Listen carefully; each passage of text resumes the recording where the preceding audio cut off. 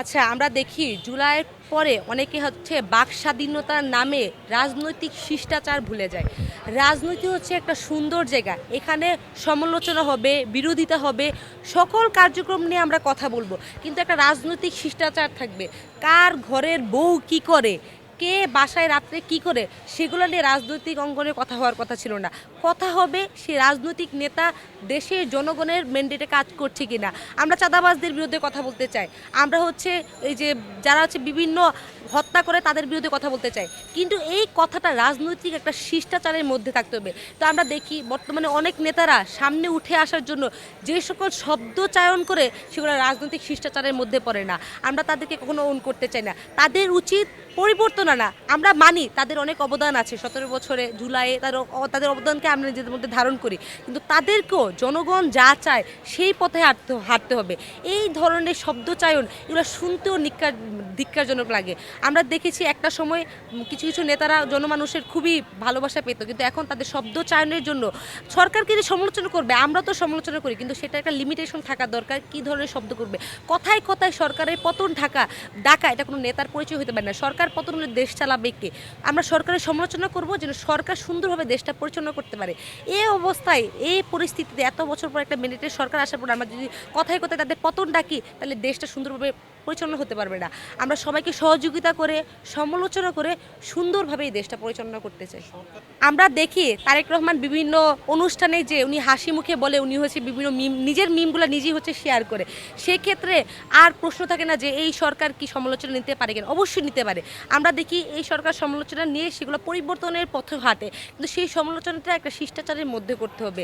মানে সঠিক শব্দ চয়নের মাধ্যমে যদি সমালোচনা করা হয়, এই সরকার অবশ্যই নিবে। এবং আমরা দেখি বিভিন্ন সময় বিভিন্ন ফুটেজ, আমরা গতকাল দেখলাম এক সিএনজি চালক ভাইয়ের একটা ভিডিও ফুটেজ প্রকাশিত হয়েছে, তো তারেক রহমান তাকে ডেকে নিয়ে হচ্ছে তাকে বিভিন্ন আশ্বাস দিয়েছে।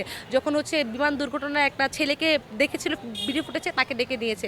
সরকার অবশ্যই সমালোচনাকে সমর্থন করে, কিন্তু আমরা মনে করি আমরা যেহেতু দেশের নাগরিক, একটা রাজনৈতিক শিষ্টাচার থাকা উচিত, নাহলে যারা জুনিয়ররা সামনে আসবে তাদের এই শিষ্টাচারটা থাকবে না। ধন্যবাদ।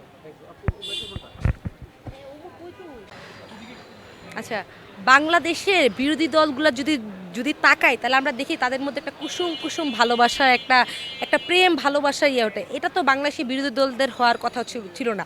তারা সরকারের সমালোচনা করবে, যৌক্তিক কথা বলবে, এবং জনগণের যে অধিকারগুলো আছে যেগুলো সরকার থেকে হচ্ছে আদায় হচ্ছে না, সেগুলো আদায়ের জন্য তারা লড়াই করবে। কিন্তু আমরা দেখি আমাদের একটা দল সংসদে বিরোধী দল হিসেবে বসে থাকে, তারা জনগণের হয়ে কথা বলতে পারে না, তাদের প্রেমই শেষ হয় না।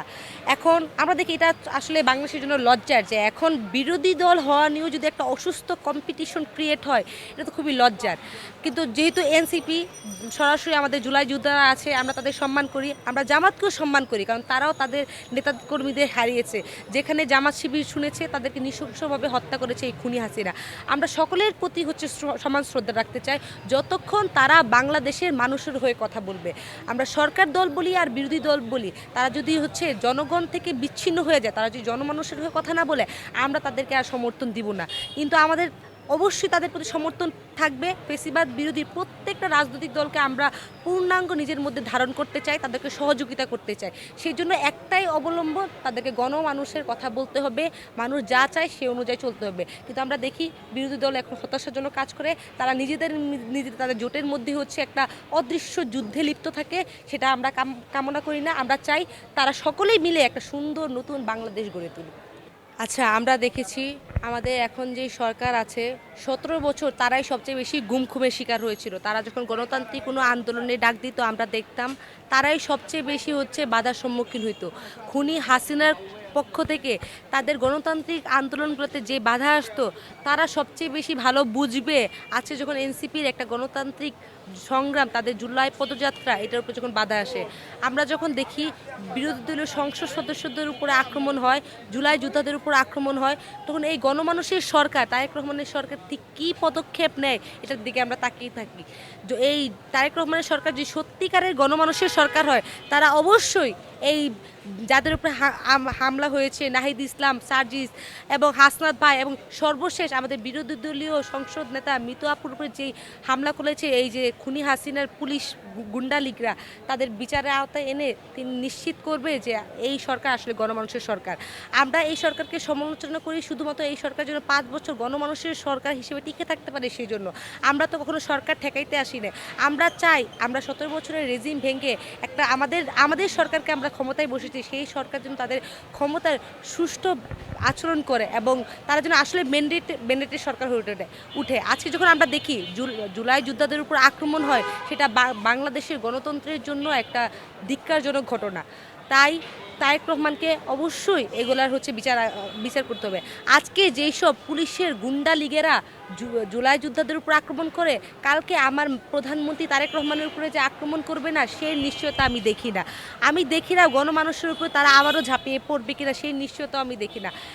যেন আমার প্রধানমন্ত্রী তারেক রহমান এবং জাতীয়তাবাদী দল যেন সুরক্ষা পায়, সেই জন্য পুলিশের মধ্যে থাকা এইসব গুন্ডা লীগ যারা জুলাই যোদ্ধাদের উপর আক্রমণ করে, তাদেরকে বিচারের আওতায় আনতে হবে এবং গণতান্ত্রিক চর্চা করার স্বাধীনতা সকল দলকে দিতে হবে।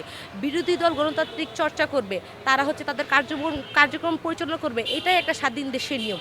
সেই স্বাধীন দেশের নিয়ম যদি কোনো সরকার ভেঙে ফেলে, সেই সরকার আবার ফেসিবাদী সরকার হয়ে উঠবে। আমরা চাই না এই জাতীয়তাবাদী দল আবার খুনি হাসিনা রাস্তায় হাঁটুক। আমরা চাই না জনগণ তাদের বিরুদ্ধে অবস্থান গ্রহণ করুক।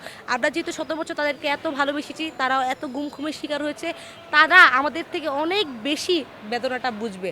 জুলাইকে তারা সবচেয়ে বেশি ধারণ করার কথা ছিল। তারা যদি জুলাই থেকে সরে যায়, আমরা আছি, শহীদের পরিবার আছে, আহতরা আছে, তাদেরকে বারবার মনে করিয়ে দেওয়ার জন্য ১৭ বছর বাংলাদেশে আসলে কী হয়েছিল এবং তারা কী গুম খুমের শিকার হয়েছিল।